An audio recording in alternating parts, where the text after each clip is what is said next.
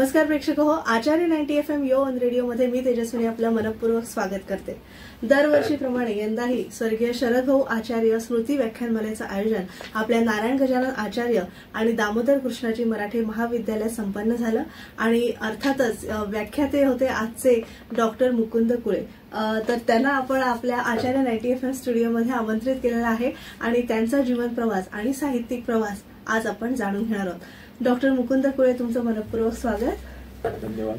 आणि आपल्या सोबत आहेत उपप्राचार्य जयश्री जंगले मॅडम। जयश्री मॅडम, तुमचंही मनपूर्वक स्वागत। आज मुकुंद सरांची मी थोडक्यात तुम्हाला ओळख करून देते।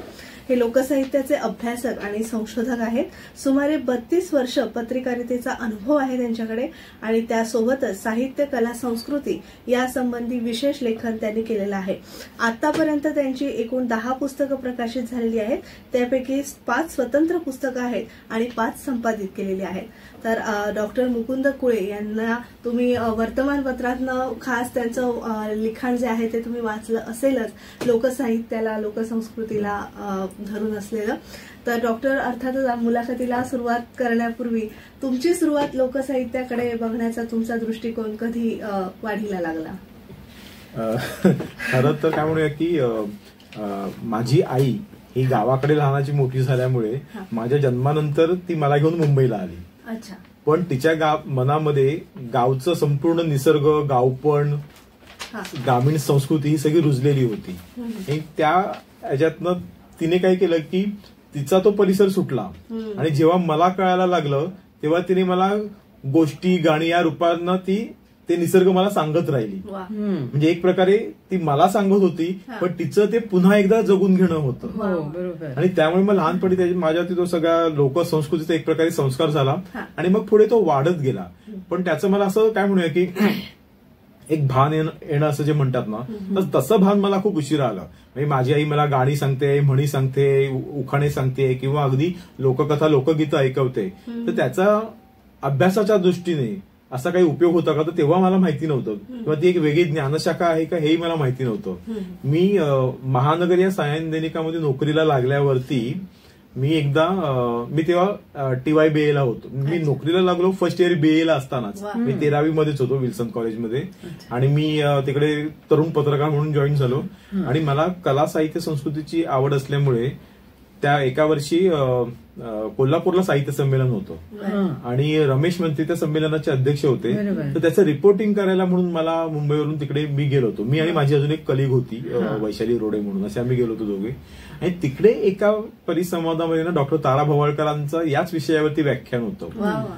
ते मी ऐकलं। मी ते रिपोर्टिंगसाठी तिथे बसलो होतो, पण ते जेव्हा मी ऐकलं ना तेव्हा मला कळलं की आपल्या आईने आपलं जे काही हे सांस्कृतिक भरण पोषण केलंय ना, ते नुसतं सांस्कृतिक नाही, तर ते लोकसंस्कृतिक भरण पोषण आहे। आणि मग मी याच्याकडे सजगपणे पाहायला लागलो। अर्थात मी MA ला मला लोकसाहित्य हा पेपर होता, पण त्याला पर्यायी म्हणून संशोधन होतं, रिसर्चचा पेपर होता। तर मला रिसर्चची आवड असल्यामुळे मी तो पेपर घेतला, लोकसाहित्याचा पेपर घेतला नाही। पण मुळात असलेल्या आवडीमुळे मी सायमल्टेनियसली त्याचा अभ्यास करत गेलो आणि मग पुढे ताराबाईंशी थेट परिचय झाल्यावरती त्या तर माझ्या एक प्रकारे काय म्हणूया की मार्गदर्शक झाल्या एक प्रकारे, आणि मग मी तो अभ्यास सुरूच केला एक प्रकारे। म्हणजे तुमची आवड म्हणजे संस्कृतीचा अभ्यास म्हणा किंवा त्याच्यातला तुमचा रस आणि तुम्हाला असलेली संशोधनाची आवड, हे दोन्ही एकत्र येऊन नंतर तुम्ही लोकसाहित्य, लोकसंस्कृती यावरच संशोधन केलं, असं झालं। अगदी बरोबर, खूप छान। आणि आता तुम्ही जे सांगितलं त्याच्यावरून मला एक असं म्हणावंसं वाटतं की तुमची आई, आता तुम्ही जी घेतली उदाहरणामध्ये, तर ही एक लोकसाहित्याचं प्रातिनिधिक रूप असं म्हणता येईल का? म्हणजे एक ग्रामीण स्त्री असं म्हणू आपण? अगदी अगदी अगदी। म्हणजे माझी आई ही तर काय म्हणूया की ग्रामीण स्त्री कशी आत्मनिर्भर असते, म्हणजे आपण काय म्हणूया की स्त्रीवादी दृष्टिकोन आपल्याकडे 1970-75 हे जागतिक वर्ष आपण साजरं केलं, बरोबर। पण आपल्या संत स्त्रिया ही आत्मनिर्भर होत्या की, म्हणजे तारा भवाळकरांनी असं म्हटलंय की आमच्या स्त्रीमुक्तीचा आत्मस्वर कोणी मुळात आमच्याकडे हे केला, उच्चारला, तर तो या संत स्त्रियांनी उच्चारला। आणि आपल्या एक प्रकारे काय म्हणूया की ग्रामीण भागातल्या महिला आहेत ना, त्या एक प्रकारे तेव्हापासून, पूर्वीपासूनच आत्मनिर्भर राहिलेल्या आहेत, स्वतंत्र राहिलेल्या आहेत। आपल्याकडे स्त्रीवादी दृष्टिकोन हा आपण शहरी स्त्रियांच्या माध्यमातून ती चळवळ एक प्रकारे उभी केली, पण आपण या पार्श्वभूमीवरती आपण जर ग्रामीण भागातील स्त्रियांकडे बघितलं ना, त्या पहिल्यापासून मोकळ्या ढाकळ्या, कणखर, राकट, कुठल्याही गोष्ट करायला न घाबरणाऱ्या अशा होत्या. आणि माझी आई या सगळ्यांचं एक प्रातिनिधिक रूप होतं असं म्हणावं लागेल. मी अगदी आता उदाहरण सांगावं की माहित नाही की एक प्रसंग असा तिच्या आयुष्यामध्ये आला की ती गावी होती त्यावेळेला आणि घरातली सगळी पुरुष मंडळी मुंबईला होते आणि आमच्या घरामध्ये पाटीलकी होती. पण पुरुष मंडळी मुंबईला असल्यामुळे गावातल्या काही मंडळींनी विचार केला की यांच्या घरी आता इथे पुरुष माणूस कोणी नाहीये, तर मग आता यांच्या घरातली पाटीलकी आपण शिफ्ट करूया, दुसरीकडे कोणाकडे तरी देऊया आपण. आणि मग ते सांगायला आले पंच की तुमच्या घरामध्ये आता कोणी पुरुष नाहीये तर आपण ती दुसऱ्या घरामध्ये शिफ्ट करूया, ट्रान्सफर करूया. पण माझी आई म्हणाली तुम्हाला लागतो कशाला पुरुष, गावात नुसती हाकच मारायची असते ना काय कार्यक्रम असेल तर, आणि रोज दिवाबत्ती करायची असते ना मंदिरामध्ये जाऊन, मी करेन ती, मी हाक मारेन गावामध्ये आणि मी करेन रोज रात्री दिवाबत्ती, मी काही घाबरत नाही कोणाला. आणि तिने ती आपल्या घरामध्ये टिकवून ठेवली तेव्हा. हो हो, अगदी अगदी. आणि गंमत म्हणजे माझ्या आईचं लग्न झालं तेव्हा तिला न्हाण पण आलेलं नव्हतं, अगदी लहान. लग्नानंतर हो हो, एक त्यावेळेला 8-9 वर्षांचे लग्न व्हायचे, तर ती तेच सांगायची की लग्नानंतर मला 3 वर्षांनी न्हाण आलं, लग्नानंतर 12 वर्षांनी माझी मोठी बहीण झाली. तर हा सगळा जो भाग आहे ना, तर हे सगळ्या मुळात म्हणजे या सगळ्या विषयी माझ्याशी खूप मोकळेपणाने बोलायची. तिला त्याचं कधी मी काय म्हणूया की संकोच नाही वाटला. आणि ही त्या महिलांची खासियतच असते की त्या अशा संकोच वगैरे नाही बघ, जे आहे ते थेट बोलून मोकळं व्हायचं. भांडण झाली तर माझी आई म्हणायची जास्त आवाज करू नकोस, ओटीत कोंबून मारेन म्हणून, ती नववारी नेसायची. हा कणखरपणा आहे तो. पण म्हणजे मला असं वाटतं की तुम्ही जे सांगता की लग्न झाल्यानंतर 3 वर्षांनी एक न्हाण येतं, म्हणजे किती लहान वयात त्या मुलीचं लग्न झालेलं आहे, त्याच्यानंतर मुलं आहेत, पुन्हा त्याच्यानंतर नवरा काही कामानिमित्त बाहेर आहे आणि मग या बाईने जसं शेती किंवा हे पाटीलकी ही ठेवली. तर अशा प्रकारच्या काही ह्या ज्या स्त्रिया होत्या ह्या आयुष्याला अधिक सरळ सरळ समोर जाऊन भिडत होत्या आणि त्यातून कुठून तरी त्यांचं जे शहाणपण आलेलं होतं ते कुठेतरी कधी एखाद्या ओवीतून, कधी कुठल्या गाण्यातून असं व्यक्त होत असेल. हो बरोबर, अगदी अगदी ते होतच होतं. हा, आणि हे जे इतक्या वर्षांपासून चालत आलेलं आहे त्यातून या लोकसाहित्य लोकसंस्कृती त्यातनंच निर्माण झालेली आहे. म्हणजे अगदी म्हणजे काय म्हणूया की हे खरी तर गंमतच आहे की त्यांचं प्रेम करणं आणि त्यांचा राग या एकाच नाण्याच्या 2 बाजू आहेत. म्हणजे त्या दोन्ही तीव्र स्वरूपाच्याच असायच्या. म्हणजे मी माझ्या आईच्याच ह्याच्यानं बोलतो की मी एकदा माझ्या मोठ्या बहिणीला सहज तिच्या माझ्या 16 वर्षाचं अंतर असल्यामुळे मी पाहिलं आईला तेव्हा आईचं वय 42-45 होतं आणि म्हणजे ताईने पाहिलं तेव्हा आईचं वय 20 वगैरेच असेल, अगदी तरुणपणी पाहिलेलं आहे. तर मी ताईला एकदा म्हटलं की ताई आईचं आणि बाईचं, आता आमच्याकडे कोकणामध्ये आजीला बाय म्हणतात, की बाईचं कधी भांडण व्हायचं काय गो? तर ती मला म्हणाली की भांडण तिचं आणि आई म्हणजे बाईचं आणि आईचं भांडण, आणि आम्ही आई नाही म्हणत, आय म्हणतो, आय.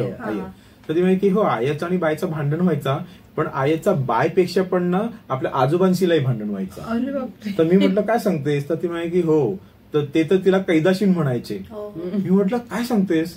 तर ती म्हणाली की हो, ते तिला कैदाशीन म्हणायचे, पण ते असंही म्हणायचे की माझं नाव जर कोणी गाजवेल तर ती माझी ही सूनच गाजवेल. कारण गावाकडे राहून पुरुष मंडळी मुंबईला आहेत आणि गावाकडे सगळं सांभाळायचं, तर त्यासाठी जो एक कणखरपणा लागतो ना तो तिच्याकडे होता. आणि तो नॉर्मली बहुतेक ग्रामीण भागातल्या स्त्रियांकडे असतोच, कारण चाकरमानी सगळे नोकरी धंद्याच्या निमित्ताने मुंबई पुण्याकडे असे गेलेले असतात, शहरांमध्ये गेलेले असतात, आणि गावी मग मुलांना सांभाळणारी शेतीबाती सांभाळणारी स्त्रीच असते. आणि मजा म्हणजे आपली जी लोकसंस्कृती आहे ती खऱ्या अर्थाने मातृसंस्कृती आहे, हे सगळ्यात जास्त महत्वाचं. अगदी बरोबर. आता असाच प्रश्न विचारणार होते की मग तुमच्या ह्याच्यातून एकूण या जे तुम्ही बोललात त्याच्यातून असं वाटतं की स्त्रियांकडूनच या संस्कृतीचं भरण पोषण निर्मिती सगळंच झालं. हो हो, मी स्त्रीच आपली आधी उद्गाती आहे.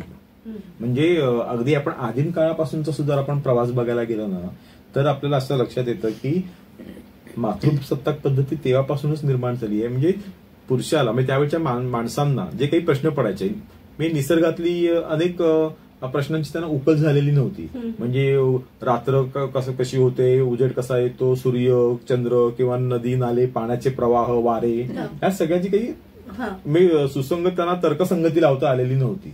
आणि मग त्यांना देव मानला होतो. मग त्या निसर्ग पूजक त्याने पुजायला लागला निसर्गातल्या त्या शक्ती म्हणून. त्याने अशीच निसर्गातली शक्ती स्त्रीलाही मानलं होतं. कारण म्हणजे महिन्यातले काही दिवस त्यांना जी ऋतुप्राप्ती होते तर तिच्या मागचं कारण त्यांना तेव्हा माहिती नव्हतं ना. आणि मग तो असा ऋतुस्राव वाहतो आणि मग त्यातनं बाळ मूल जन्माला येतं. तर त्यामुळे हिच्यात आई काहीतरी वेगळी शक्ती आहे हे त्याने मानलं. तिच्यापुढे नम्र झाला आणि त्या नम्रपणातनं पुढचा काळ आपल्याकडे संपूर्णपणे एक प्रकारे मातृसत्ताक पद्धती होती. आणि मग ही मातृसत्ताक पद्धती केव्हा बदलली तर जेव्हा माणूस एका जागी स्थिर झाला. जोपर्यंत तो भटका होता ना तेव्हा या टोळ्यांचं नायकपण या खऱ्या स्त्रियांकडे होतं. तर एका जागी स्थिर झाल्यावरती जेव्हा कुटुंब संस्था आकाराला यायला लागली, नंतर नातेसंस्था आकाराला यायला लागली, तेव्हा हे सगळं मालकी हक्क जो स्त्रीकडे होता तो पुरुषाकडे यायला लागला. आणि आता मी गंमत सांगतो की ताराबाईंनी याची उकल केलेली आहे की आपण गणपतीच्या दुसऱ्या दिवशी ती कसली भाजी करतो, ऋषीपंचमी. तर ऋषीची भाजी आपण म्हणतो. तर मुळात ती ऋषीपंचमी असा शब्दच नाहीये, ती वृषभ पंचमी आहे. आणि वृषभ पंचमीचं वृष पंचमी होता की ऋष पंचमी झाले. आणि वृषभ पंचमी असल्यामुळे त्याच्या श्रमाचं काही खाल्लं जात नाही. पण ते बैलाच्या श्रमाचं काही खाल्लं जात नाही. तो एक प्रकारे स्त्रियांनी केलेला निषेध आहे त्या बैलाचा. हे आपल्याला कोणी सांगत नाही. हे तर खरंच वेगळं. कारण काय होतं की जोपर्यंत शेती व्यवस्था शेतीचा शोध स्त्रियांनी लावला. हो. आणि तेव्हा त्या काय करायच्या की काठीने जमीन उकरायच्या आणि त्याच्यामध्ये बी पेरायच्या. तर त्यामुळे त्यांच्या हातामध्ये ती सत्ता होती. रानटी बैलांना पुरुषांनी माणसाळवून त्यांच्या माध्यमातून नांगर पकडायला लागले आणि शेत पिकवायला लागले ना तेव्हा ती सत्ता पुरुषांकडे गेली. आणि तेव्हा अरे बैला तुझ्यामुळे आमच्या हातातली सत्ता गेली म्हणून आम्ही तुझा निषेध म्हणून एक दिवस तुझ्या श्रमाचं काही खाणार नाही.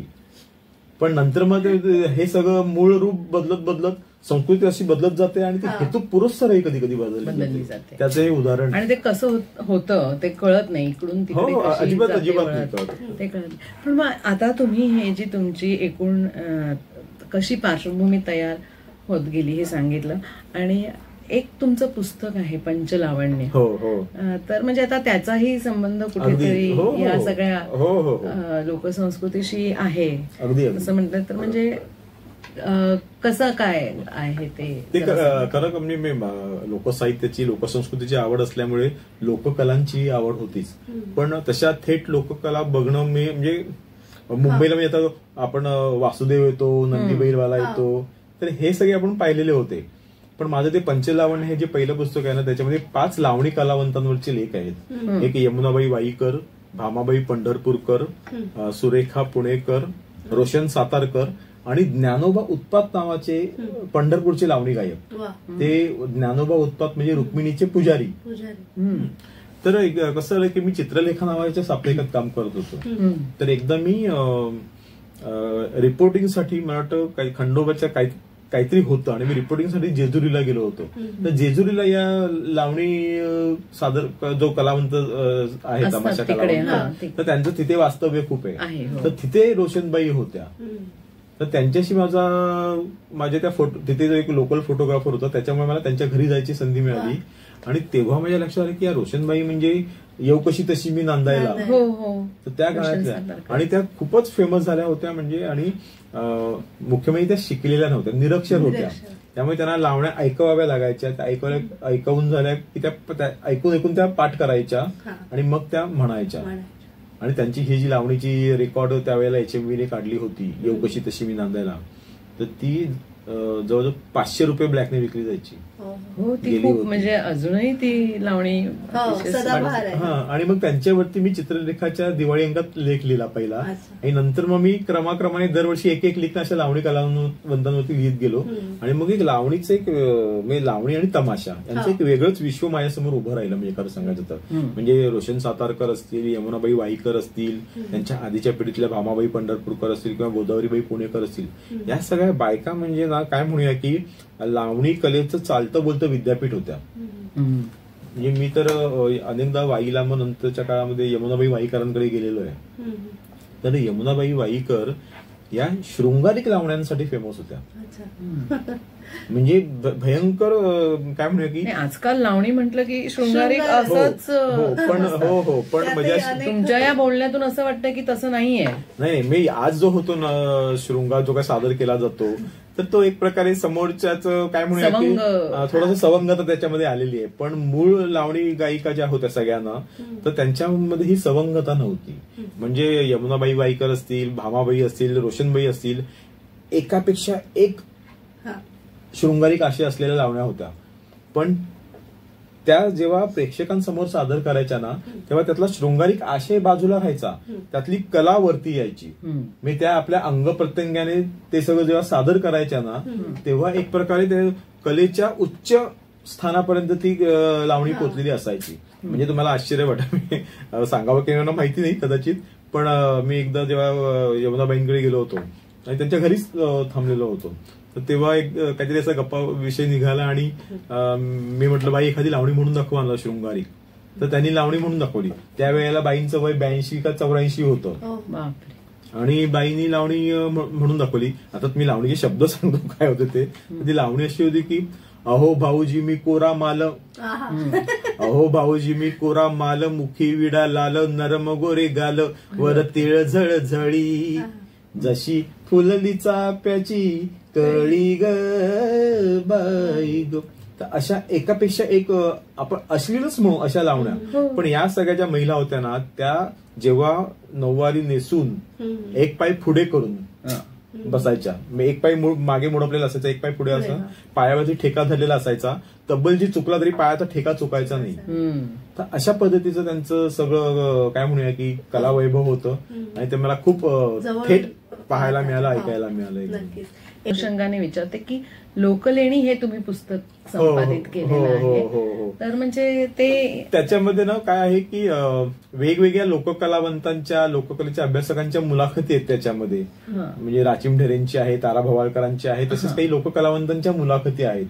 तर ते म्हणजे लावणी सहित इतर सगळ्या लोक शाहिरी वगैरे म्हणजे ते लोककला अकादमी जे आहे मुंबई विद्यापीठाचा त्यांचा तो प्रोजेक्ट त्यांनी तो केला होता. आणि त्याचं जेव्हा पुस्तक रूपाने मी त्यांनी डॉक्युमेंटेशन केलं, त्या डॉक्युमेंटेशनचं पुस्तकाचं संपादन मी त्याचं केलंय. अच्छा, म्हणजे पहा फक्त तुम्ही एक लोक कला किंवा लोकसाहित्य संस्कृती याच्या मध्ये असलेला रस आणि त्यातून ही तुम्ही दोन, आणि मला वाटतं की तारा भवाळकर, डॉक्टर तारा भवाळकर यांचं एक वेगळं पुस्तक आहे प्रातिभ संवाद, बरोबर केलेलं आहे. प्रातिभ संवादची गंमत अशी की त्याच्यातनं ताराबाईंनी घेतलेल्या मुलाखती आहेत. अच्छा, त्यांनी घेतलेल्या मुलाखती, त्या मुलाखतींचं संपादन केलं. म्हणजे केवढा मोठा लोकसाहित्याच्या अभ्यासाचा ऐवज आहे खरोखर, आणि तो तुम्ही अतिशय परिश्रमाने गोळा केलेला आहे आणि एक मोठा ठेवा आहे हा सांस्कृतिक ठेवा आहे.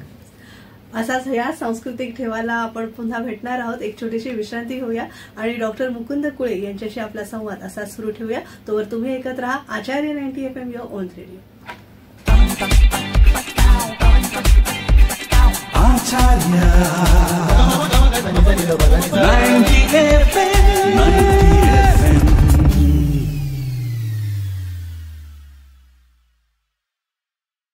विश्रांतीनंतर तुम्हा सगळ्यांचं पुन्हा एकदा स्वागत. तुम्ही ऐकत आहात आचार्य 90 FM युअर ओन रेडिओ आणि आज आपण डॉक्टर मुकुंद कुळे सर यांच्याशी संवाद साधतोय.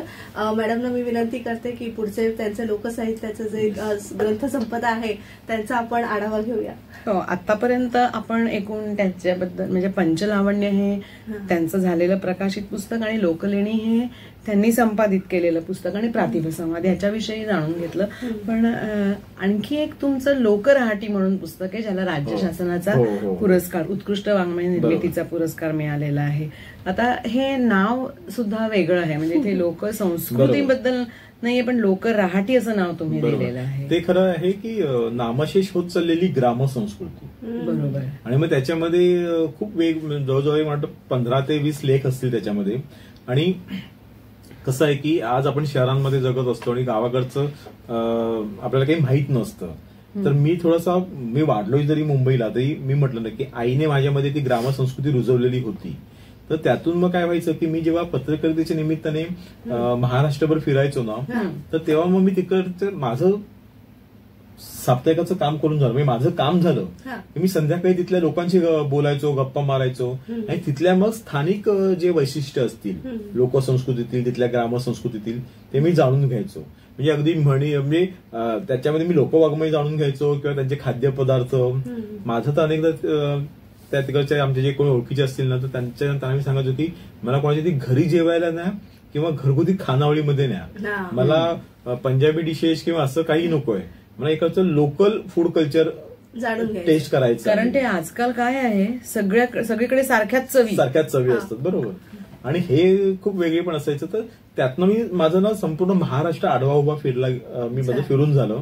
आणि मग त्यामुळे जेव्हा मी हे पुस्तक माझं हे ऍक्च्युली सदर होतं एका मनोविकास नावाचं जे प्रकाशन आहे, तर त्यांचं ना इत्यादी नावाचं मासिक त्यावेळेला निघायचं. त्या मासिकामध्ये मी सदर सुरू केलं होतं लोकरहाटी. आणि आपण जगरहाटी हा शब्द वापरतो ना, तर मी ती मुद्दाम लोकरहाटी म्हटलं, कारण लोकसंस्कृतीशी लोक निगडीत असल्यामुळे. आणि मग मी वेगवेगळे विषय त्याच्यामध्ये कव्हर केले. म्हणजे अगदी लोकदेवतांची निर्मिती कशी झाली, मग भूतकेत कशी आली, मग त्यांचे पुरोहित वर्ग म्हणजे भगत मंडळी कशी आली, किंवा मग देवचार वगैरे, असं खूप वेगवेगळं त्याच्यामध्ये काही देवचार वगैरे. बरोबर. आणि फक्त मी काय केलं की ते करताना ना हे एक प्रकारे हे नामाशेष होत चाललेल्या ग्रामसंस्कृतीचं दस्तावेजीकरण आहे, डॉक्युमेंटेशन.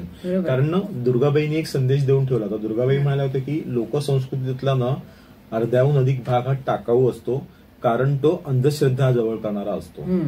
तर त्यामुळे जेव्हा आपण लोकसंस्कृतीचा अभ्यास करतो तेव्हा काळाबरोबर कुठल्या गोष्टीचा हात सोडला पाहिजे आणि काळाबरोबर कुठली गोष्ट पुढे घेऊन गेली पाहिजे याचं विवेकभान आपण बाळगलं पाहिजे. तर त्यामुळे हे सगळं मी जेव्हा हे लेख लिहित होतो ना, तेव्हा मी हे असं होतं, हे आता नामशेष होत चाललंय, पण हे सगळं करताना काय नेलं पाहिजे याचं मला भान आहे, हे पण मी उल्लेख केलाय. अनेकदा काय व्हायचं की एखादी प्रथा खूपच म्हणजे अंधश्रद्धेकडे नेणारी असते, पण त्याच्या माध्यमातून जे निर्माण होतं ना ते खूप वेगळं असायचं. म्हणजे अगदी उदाहरण ठेवून सांगतो, आमच्या गावामध्ये मांड नावाचा प्रकार असतो. तो मांड म्हणजे वर्षाच्या शेवटी म्हणजे मे महिन्यामध्ये असतो, पावसाळा सुरू व्हायच्या आधी.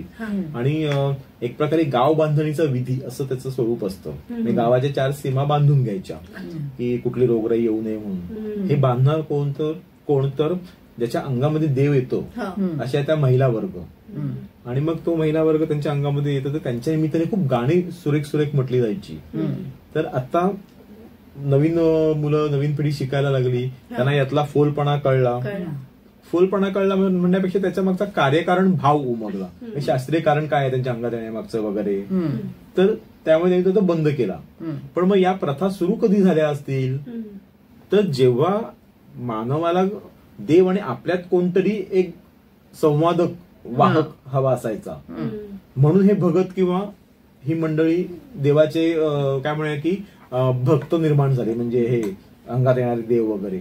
आणि मग त्यांची गाणी पण त्यामुळे निमित्ताने निर्माण झाली. म्हणजे अगदी फार गंमत म्हणून मी सांगतो की आमच्या गावाला मी जे लहानपणी जायचो ना, तर मला ते बघायला खूप आवडायचं. त्याच्यामध्ये ठासून नाट्य भरलेलं असायचं. म्हणजे त्या देवळामध्ये आल्या ना की त्यांची अशी देवांची अशी बैठक मांडलेली असायची. सगळ्यात मध्यभागी शंकराचं वारं अंगात असलेली बाई मध्यभागी बसायची. आणि मग इंद्राचा दरबार भरतो तसा तिचा दरबार भरायचा आणि सगळे उपदेव असे बाजूला बसलेले असायचे. त्यांच्या पुढ्यामध्ये त्यांना वास घेण्यासाठी मी आपण देवाला फुलं वाहतो, उदबत्ती लावतो, त्यांच्या पुढ्यामध्ये ते सगळे ठेवलेले असायचे. म्हणजे एक प्रकारे प्रतिसृष्टी ती निर्माण झालेली असायची. आणि मग प्रश्नोत्तर असायचे. गावचा पाटील त्यांना प्रश्न विचारायचा की हे असं झालं तसं झालं, त्याचं कारण काय, मग ते देव त्याचं उत्तर देणार आणि मग तो उपाय केला जायचा. तर हे सगळं त्यांचं ते देवपण शाबूत राहण्यासाठी गाणी म्हटली जायची, ते अधिकाधिक तापवण्यासाठी, म्हणजे अधिकाधिक ते प्रेरित व्हावे, देवपण अधिकाधिक त्यांचं बाहेर यावं म्हणून. तर मग ती गाणी इंटरेस्टिंग असायची की अबीर गुलालानं भरलाय चौरंग ताट, या बाई कोण्यानं घरात, अशी गाणी असते. किंवा मग त्यांचं म्हणजे जेव्हा त्या सीमा बांधायला बाहेर पडायचे ना ते सगळे देव, तर तेव्हा मग तेव्हाही गाणं म्हणायचे बाया निघाल्या कोणीतरी जीवाचा पिंजरा करा हो, बाया निघाल्या. माझं दुःख आहे ते प्रथा बंद झाली हे माझं दुःख नाहीये, त्याच्यामध्ये अंधश्रद्धा तरी बंद व्हायलाच पाहिजे, पण त्यानिमित्ताने निर्माण झालेले लोकवाङ्मय आहे ना ते आता निर्माण होणार नाही. माझं दुःख हे आहे, तर त्यामुळे किंवा मग त्याचं तरी जतन करून ठेवलं पाहिजे या भावनेतनं. आणि त्याच्यात एक जो भाबडेपणा होता म्हणजे त्यांच्या दृष्टीने ते खरं विश्व होतं. म्हणजे ते देव आहेत म्हणून त्यांच्या मागण्या काय असायच्या की मला तू वनीचं वाघरू धरून दे, आकाशीची वीज दे, अशा त्या बाया म्हणायच्या.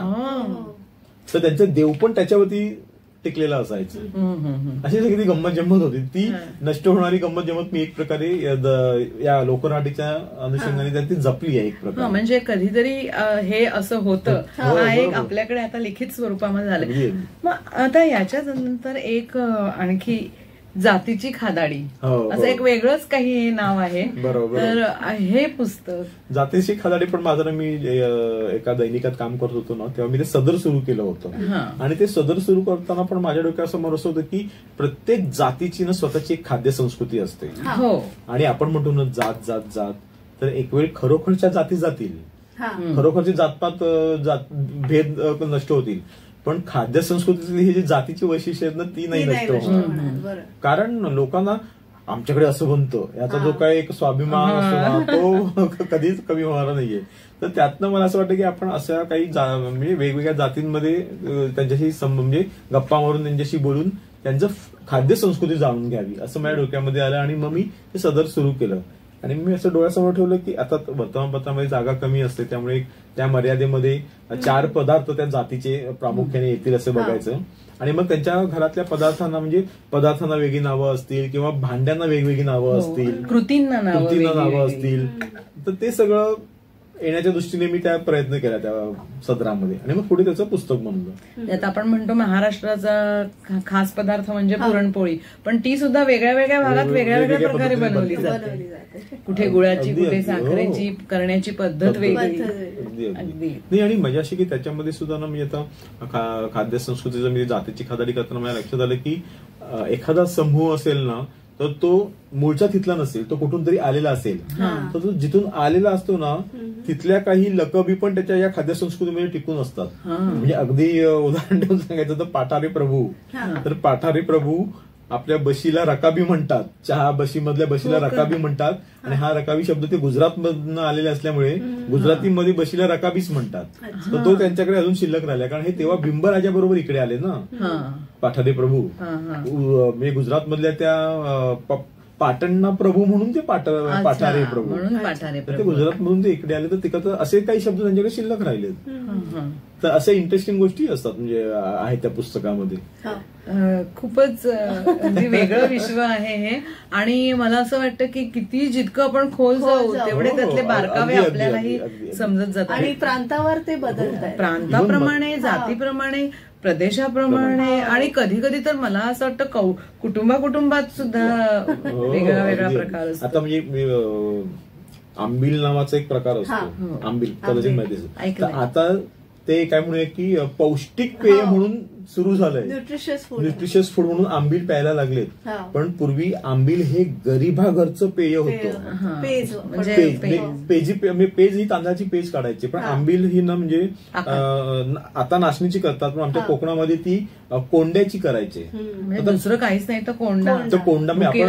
भुकेला कोंडा, निजेला धोंडा म्हणतो ना. आता कोंडा म्हणजे काय तर मोठं जे जातं असतं घरट, त्या घरटावरती भात काढल्यावरती म्हणजे भरडल्यावरती त्याचे जे फोलपट खालती पडतात, तर त्या फोलपट आणि भाताची कणी अशी एकत्र दळून तो कोंडा तयार केला जायचा. त्या कोंड्याचं पीठ, त्या पिठाचं ते आंबील असायची. आणि नुसतं आदल्या दिवशी पीठ आंबवायचं, दुसऱ्या दिवशी ते आंबवायचं, आणि त्याच्यामध्ये मग पाण्याला उकळी काढून त्यात ते पीठ टाकून मीठ टाकून ते तेवढंच प्यायचं.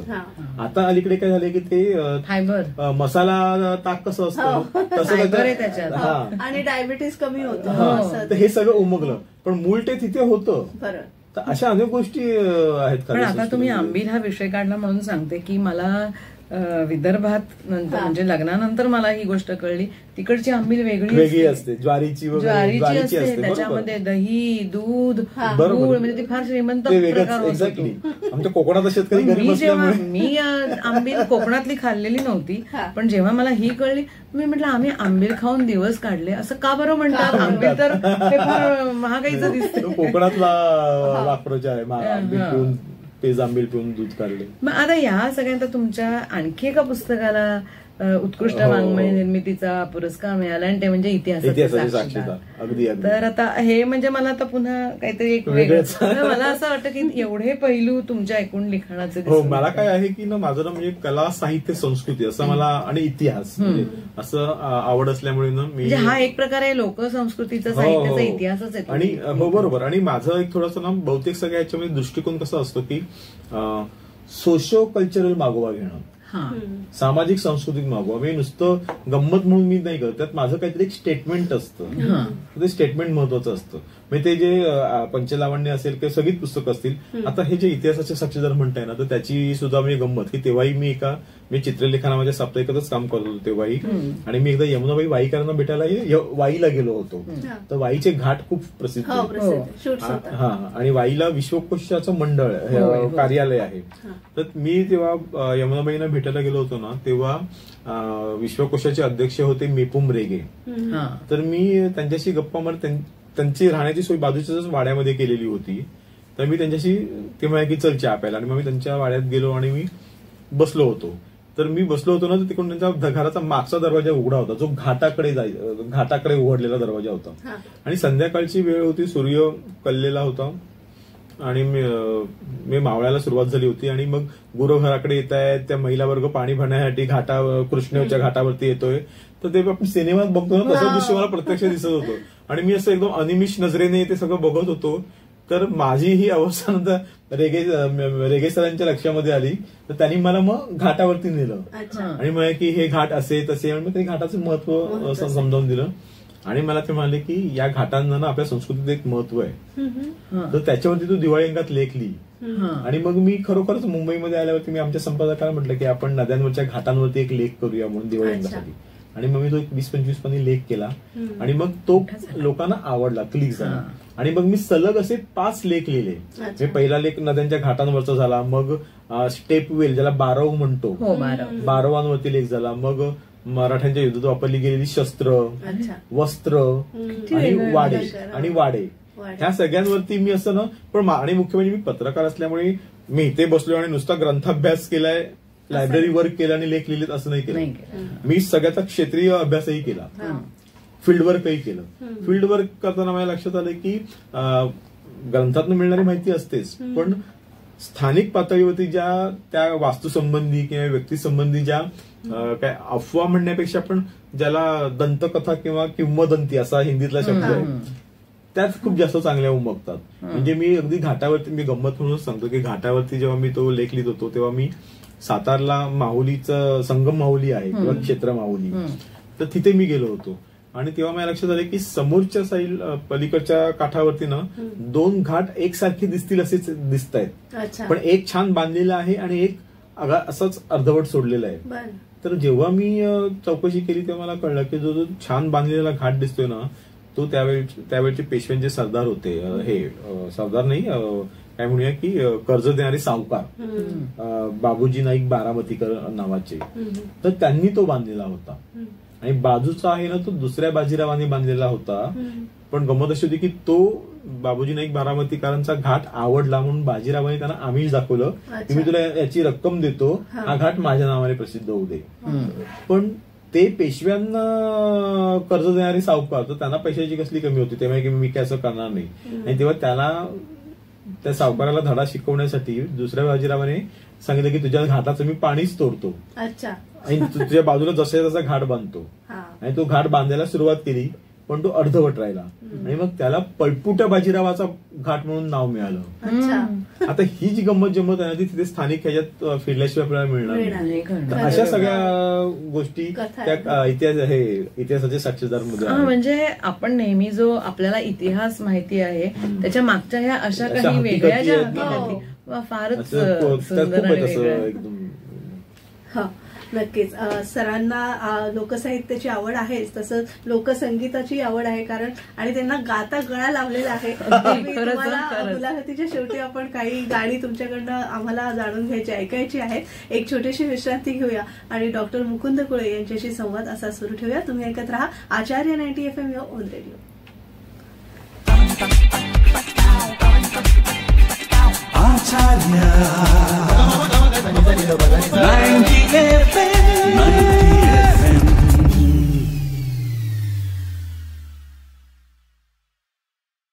विश्रांतीनंतर तुम्हा सगळ्यांचं पुन्हा एकदा स्वागत. तुम्ही ऐकत आहात आचार्य 90 FM युअर ओन रेडिओ आणि आज आपण डॉक्टर मुकुंद कुळे सर यांच्याशी संवाद साधतोय. आपण मगापासून जे पाहत आहोत की डॉक्टर मुकुंद कुळे यांनी लिहिलेली वेगवेगळी पुस्तकं आणि प्रत्येक पुस्तकाचा काहीतरी एक वेगळेपणा आहे. पण मला एक असं जाणवतं की ह्या सगळ्यांमध्ये एक धागा आहे, समान धागा आहे, आणि तो म्हणजे लोकसंस्कृतीचा त्यांचा अभ्यास. पण आता मी जे सांगणार आहे ते खरोखर आणखी वेगळं आहे की राई आणि इतर कथा हे त्यांचं एक मनोविकास प्रकाशनाने प्रकाशित केलेलं पुस्तक आहे. आणि हा एक वेगळंच आहे, हा कुमार कथा संग्रह. आणि मला हेही समजलंय की ते अभ्यासक्रमामध्ये शिवाजी विद्यापीठामध्ये लावलेला आहे. तर हा एक वेगळा आणखीन तुम्ही प्रांतात केलेली मुसाफिरी कशी काय आहे? खरं तर लहान मुलांसाठी लिहिणं खूप कठीण असतं आणि मी कधी असा विचारही केला नव्हता की लहान मुलांसाठी लिहावं म्हणून. पण अमृता वाळिंबे नावाची माझी एक मैत्रीण आहे आणि ती माऊस नावाचा दिवाळी अंक काढायची. तर तिला माझं लेखन आवडायचं आणि म्हणून तिचं असं म्हणणं होतं की मी लहान मुलांसाठी अगदी नक्कीच चांगलं लिहीन. आणि ती मागे लागली म्हणून मी एकदा तो प्रयत्न करून बघितला आणि मग तिच्या दृष्टीने तो सक्सेस झाला प्रयोग. आणि मग सलग 5 वर्षे मी त्या कुमारांसाठीच्या कथा लिहिल्या. फक्त मी त्या कथा लिहिताना काय केलं की नागर पार्श्वभूमी असलेली किंवा नागर परिसर शहरातली म्हणजे कथा असतातच. गावाकडच्या कथाही खूप लिहिल्या जातात. पण मला असं वाटत होतं की आई आणि मूल यांच्यामधले जे भावबंध असतात ना ते अतिशय तरलपणे यायला हवे. आणि ते फक्त त्या दोघांमधले नाही तर थोडंसं गावाकडचे आणि गावाकडचा निसर्ग त्यात आला पाहिजे. मला असं वाटतं हे तुम्ही तुमचंच लिहिलेलं आहे. अगदी बरोबर ओळखलं तुम्ही. हे खरं तर मी आणि माझी आई आमचे जे भावबंध होते ना, गावच्या घराच्या पार्श्वभूमीवर, गावच्या नदीच्या पार्श्वभूमीवर, गावच्या मंदिराच्या पार्श्वभूमीवरती, आमची जी गुरं होती त्यांच्या पार्श्वभूमीवरती, अशा त्या 5 कथा आहेत. आणि त्या आता नावं बदलून तिथे आलेल्या आहेत. पण त्या लिहिताना मला खूप मजा आली आणि असं मला वाटतं की मी पुन्हा एकदा माझं बालपण पुन्हा जगलो मी. पण त्याच्यामध्ये एक जो सच्चेपण आला की एक मुलगा, जो वाढत्या वयातला मुलगा, त्याची आई आणि त्या दोघांचं आयुष्य त्या एका परिसराच्या संदर्भामध्ये. तर त्यामुळे त्याला एक वेगळा आयाम प्राप्त झाला या पुस्तकाला आणि म्हणून त्याचा अभ्यास आज केला जातो. आता पुन्हा मला आणखीन एक प्रश्न असा तुमच्या विषयीचा वाचताना असा पडतो की हे सगळं एका बाजूला आणि मग तुम्ही नाटककार रत्नाकर मतकरी यांच्या 3 पुस्तकांचं संपादन केलंय. कायमचे प्रश्न हे त्यांचे सामाजिक आणि राजकीय लेख आहेत आणि रंगरूप आणि रसगंध त्यांचे रंगभूमीशी संबंधित. तर हा आणखीन एक वेगळा प्रांत झाला. ते कसं होतं की मतकरींशी माझा खूपच तरुणपणापासूनचा संबंध आला होता. म्हणजे मी महानगर सायन दैनिकामध्ये जेव्हा 13वीला असताना जॉईन झालो, तिथे रुजू झालो, तर तिथे आमच्या शनिवार रविवारची जी आमची पुरवणी असायची त्या पुरवणीमध्ये मतकरींचं सोनेरी सावल्या नावाचं सदर होतं. तर मी त्यावेळेला पुरवणीचं काम बघायचो माझ्या वरिष्ठ इतर सहकाऱ्यांबरोबर. तर तेव्हा मतकरींशी संबंध आला होता. आणि मग तो मतकरींची खासियत अशी होती ना की त्यांना समोरची व्यक्ती लहान आहे मोठी आहे याचं त्यांना फार काय म्हणूया की त्यांना त्याचा काही फरक पडायचा नाही.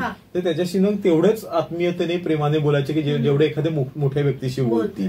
आणि त्यामुळे असं होतं ना की त्यांच्याशी बोलणं, त्यांच्याशी गप्पा मारणं किंवा त्यांना भेटणं हे म्हणजे एक प्रकारे आपण अधिकाधिक प्रगल्भ होत जाणं, अनुभव समृद्ध होत जाणं असा सगळा तो प्रकार असायचा. तर त्यामुळे जेव्हा कधी निमित्त मिळेल त्यामुळे त्यांच्याशी गप्पा मारायला जाणं वगैरे किंवा कधी कधी तेच हक्काने फोन करून काय करतो रे गप्पा मारायला वगैरे ते असं म्हणायचे. आणि मग ते दादरला राहायचे. किती भाग्यवान. दादरला राहायचे. यांना बनवतात दादरला गंमत म्हणजे आपल्याला ते सगळे गुडकथाकार म्हणून ठाऊक त्यांचं जे राधानिवास होतं दादर हे वडाळ्याकडे जाताना म्हणजे दादर किटीवरून जो वडाळ्याकडे रस्ता जातो तर तिथे त्यांचं ते राधानिवास होतं आणि ते पहिल्या मजल्यावर राहायचे. पण तो तळ मधल्यावरून पहिल्या मजल्यावर जायचं म्हणजे एकूणच त्या बिल्डिंगमध्ये जिने अतिशय काळोखी म्हणजे मला ते एक्झॅक्टली मी त्याला म्हटलंही अहो त्या तळमधल्यावरून तुमच्या घरी येताना जो काळोख लागतो ना तो मला तुमच्या गुडकथांमधलाच काळोख वाटतो आणि भीती वाटते तुमच्याकडे यायला. तर त्यात मजा अशी की मला भीती वाटायची म्हणजे त्यांच्या कथातली ती भीती किती ताकदवान असेल ती मी तिथे नातं जोडायचो त्याच्याशी आणि मग ते आमचं छानच परिचय होता आमचा. आणि मग त्यातनं मग ते मला त्यांचे हे जे वेगवेगळी पुस्तकं झाली म्हणजे आता कायमच्या प्रश्नामध्ये आम्ही त्यांचे सगळे सामाजिक राजकीय लेख घेतले. आता कसं होतं की अनेकदा लेखक मग सामाजिक राजकीय भूमिका घ्यायला तसा घाबरतो कारण कसं असतं शेवटी की पुरस्कार हवे असतात आपल्याला सगळ्यांनी चांगलंच म्हणावं असंही एक असतं म्हणजे साहजिकच आहे. कुणालाही मी माणूस म्हटलं की त्याला हे यश हवंच असतं लोकप्रियता हवी असते. पण मतकरींचं असं होतं की त्यांना त्यांच्या लेखनातनं किंवा मी नाटककार म्हणून किंवा गुडकथाकार म्हणून खूप त्यांच्या लेखनातून त्यांना प्रसिद्धी लोकप्रियता मिळालेली होतीच. पण त्यांना असं वाटायचं की आपण सामाजिक प्रश्नांमध्ये किंवा वेगवेगळ्या राजकीय प्रश्नांमध्येही आपण बोललं पाहिजे आणि अशा विचारवंतांनी त्या अर्थाने ते विचारवंत होते. अशा विचारवंतांची समाजामध्ये गरज असते. म्हणजे दुर्गाबाई होत्या किंवा विजय तेंडुलकर होते ते समाजासाठी रस्त्यावरती उतरायचे. मतकरींचं थोडंसं उलट होतं. मतकरी रस्त्यावरती जेव्हा मेधा पाटकरांचं नर्मदा आंदोलन असेल त्यासाठी ते त्यांनी ते आंदोलनाला ते येऊन बसले वगैरे हा भाग होता. पण त्यांचं म्हणणं असतं की दरवेळेला त्यांनी रस्त्यावरती उतरलं पाहिजे लेखकाने असं नाही. तो जे लिहित असतो ते पण त्याची भूमिका असते त्या चळवळीशी संबंधित. तर त्यामुळे नॉट नेसेसरी गरज नाही की त्यांनी रस्त्यावरती उतरलं पाहिजे. पण त्यांचे असे खूप लेख होते की वेगवेगळ्या भूमिका घेऊन त्यांनी व्यक्त होणं वगैरे असं. आणि मग मला असं वाटलं की हे वेगळं आहे. मग आमच्या गप्पांमधूनच विषय निघाला आणि मग आम्ही ते कायमचे प्रश्न हा त्यांचा सामाजिक राजकीय लेखांवरचं पुस्तक केलं.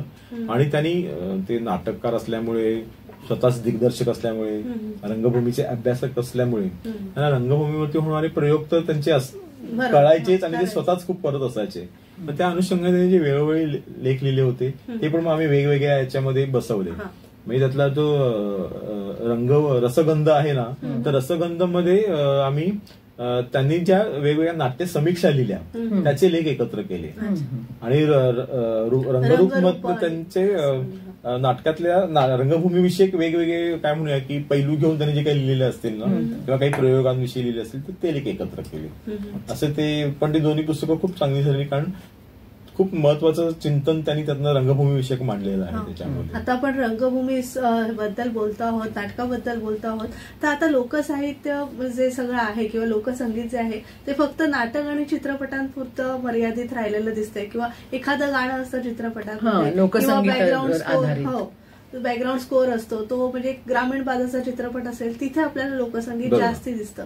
पण हा खरं तर एक समाजाचा भाग आहे आणि तो जास्तीत जास्त प्रमाणात लहान मुलांपासून किशोरवयीन महाविद्यालयीन मुलांपर्यंत आला पाहिजे आणि तिथूनच खरी रुजवात झाली पाहिजे. यासाठी नेमकं आता काय करण्याची गरज आहे? काय मी तेच म्हणतो की म्हणजे अर्थात आपण जे लोकप्रिय संगीत आहे ते आपण सुरू असतं सिनेमातनं वगैरे किंवा नाटकातनंही असतं आणि जे लोकसंगीत आहे ते तसं त्या अर्थाने त्याचा काय म्हणूया की पाहिजे तसा वापर होत नाही. म्हणजे आता कधी कधी मी आता झुलवासारखं नाटक असेल वामन केंद्रेंचं किंवा कोणा अजून देवबाभळी असेल किंवा सुषमा देशपांडेंचं बया दारुगड असेल तर अशामध्ये ह्या गंमत म्हणजे या सगळ्यांचं संगीत ना देवदत्त साबळेंनी केलेलं आहे. आणि देवदत्त साबळेचं बालपण पसरणीला अतिशय संस्कृती लोकसंस्कृतीचा भरपूर साठा असलेल्या परिसरामध्ये गेलेला आहे. त्यामुळे त्यांची सगळी गाणी बघितली तर लोकसंस्कृतीचा लोकसंगीताचा असलेला प्रभाव जाणवतो. तर ते खरं तर लहानपणापासून आपण ती जी गाणी शिकवायचो ना पूर्वी तर त्यातनं जर सुरू केलं आपण तर ते मुलांवरती त्याचे लोकसंगीताचे संस्कार होतील आणि पुढच्या वेगवेगळ्या कलाकृतींमधून झिरपू शकतात. जसं म्हणजे फक्त विद्यापीठात एक लोकसंगीताचा अभ्यासक्रम करून होणार नाही, त्या अभ्यासक्रमाकडे जावं असं मुलांना वाटावं. बरोबर, अगदी लहानपणापासूनच ते रुजवलं पाहिजे. मी म्हटलं ना की कथा सांगण्या मी म्हणतो की तुम्ही जर लहान मुलांना कथा सांगितल्या तर त्यांच्यावरती श्रवणाचे संस्कार होतील. त्या श्रवणाचं रूपांतर नंतर वाचनामध्ये होत असतं. अगदी बरोबर. म्हणजे मनाच्या श्लोकांबरोबर हे सुद्धा अगदी म्हणजे गोष्टी गाणी अगदी म्हणजे पूर्वी मला वाटतं बालकवीने कशी बडबड गीतासारखी काहीतरी कविता केलेली होती ना, बोल बाई बोल ग, नाही बोल बाई बोल ग तुझ्या बोलांचं काय मोल ग, असं काहीतरी कविता होती. तर अशा या सगळ्या काय म्हणूया की या लोकपरंपरेतून आलेल्याच होत्या. म्हणजे अगदी उदाहरण म्हणजे पूर्वी शाळांमध्ये जे वार्षिक सण समारंभ असायचे ना त्याच्यामध्ये एक गाणं, एक नृत्य असायचं, डोंगरी शेत माझं ग.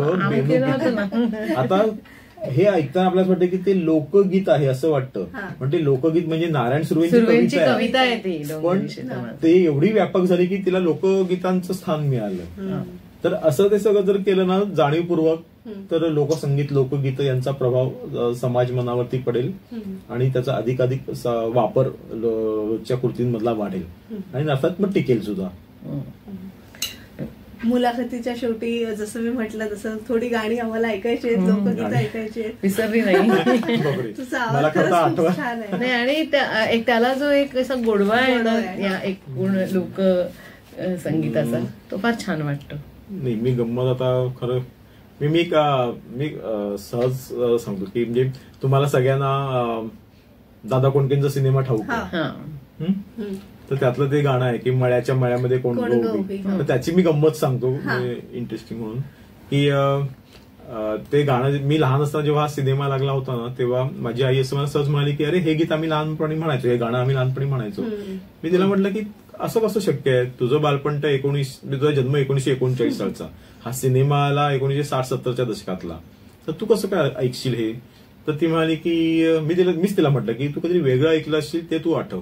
मग तिला काहीतरी आठवलं वेगळं आणि मग ती म्हणाली की या चालीवरचं आम्ही काहीतरी गाणं म्हणायचो आणि ते गाणं म्हणजे असं थोडंसं सगळे शेतकरी कुटुंब शेतावरती गेलेले असायचे आणि मग संध्याकाळी जेव्हा परत फिरायचे तेव्हा मग कोणतरी त्या समूहात एखादी मुलगी एखाद्या मुलाला बोरीचं झाड हलवायला सांगायची आणि मग ते पडलेली बोर उचलता उचलता तिला खूप वेळ लागायचा आणि मग त्या सगळ्या कबिल्यामध्ये जो ज्येष्ठ व्यक्ती असायची वृद्ध, तर तिला भीती वाटायची की काहीतरी भलतच जांगड गुत्त सुरू नाहीये ना आणि मग तो हाळी द्यायचा. तर ती हाळीची ते जी हाळी आहे ना तर ती हाळी ऐकल्यावरती माझ्या लक्षात आलं की अरे हीच चाल आहे जी सोंगाड्यामधल्या गाण्याला आहे. ते गाणं साधारणपणे असं होतं, बोरीची बोर बोरीवरी पोराची नजर पोरीवरी, चल पोरी गुरा निघाली घरी नांगर शेतावरी, चल पोरी गुरा निघाली घरी नांगर शेतावरी, मळ्याच्या मळ्यामध्ये कोण ग उभी, वांगी तोडते मी रावजी रावजी, हात नका लावजी पाहिल कोणीतरी, चल पोरी गुरा निघाली घरी नांगर शेतावरी. हे साम्य असलेलं आपल्याला दिसतं. खरं तर अशी खूपच गाणी आहेत म्हणजे पण वेळेचा प्रश्न आहेच आपला. बरोबर आहे. तर प्रेक्षक हो, आमची ही मुलाखत आणि सरांचा साहित्याचा लोकसंगीताचा आणि लोकसाहित्याचा अभ्यास आपण थोडासा जाणून घेण्याचा आज प्रयत्न केला. त्याची एक झलक. हो झलक. त्या डॉक्टर मुकुंद कुळे तुम्ही आज आमच्या महाविद्यालयात आलात, आचार्य 98 वर सुंदरशी मुलाखत दिली, त्याबद्दल मनपूर्वक आभार व्यक्त करते. आणि तुम्हाला ज्यांनी आणलं ते उपप्राचार्य जयश्री जंगले मॅडम, तुमचेही आभार आणि तुम्ही पुनश्च यावं अशीच विनंती करेन. तर दोघांचे आभार व्यक्त करते आणि आमची ही मुलाखत तुम्हाला आवडली असेल अशी अपेक्षा व्यक्त करते आणि मी तेजस्विनी आपला निरोप घेते. धन्यवाद.